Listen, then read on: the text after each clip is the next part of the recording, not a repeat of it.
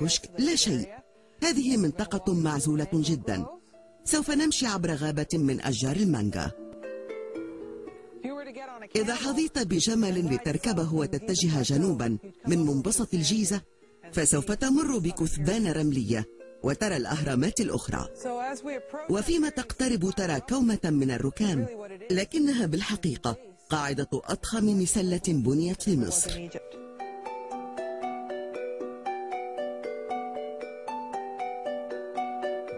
وهنا نصعد إلى منصة المذبح البلوري. كما ترى إذا نظرت جيدا فسوف ترى إنها مصنوعة من حجر الصوان، وأجزاء صغيرة من الكريستال تخرج منها.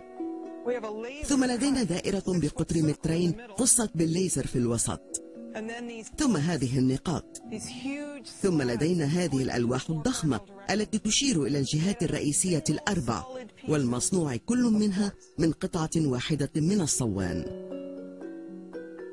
ثم لدينا هنا بعض الأحواض الحجرية التي اكتشفها السير والتر إيمري قبل سنوات، ورتبها قسم الآثار من أجل إحضارها إلى المتحف في يوم ما، ولم يعرفوا ماذا يجب تسميتها أو لماذا صنعت، فقرروا تركها هنا وما زالت إلى اليوم في مكانها.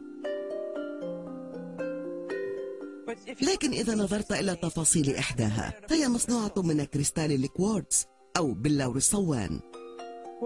وعندما ننظر مليا نجد قطعا صغيرة تفتتت هي في الواقع من الصوان، ثم هناك هذه الحفر بداخلها، وقد قيل إن الأضاحي كانت توضع فيها وكان الدم ينضح منها.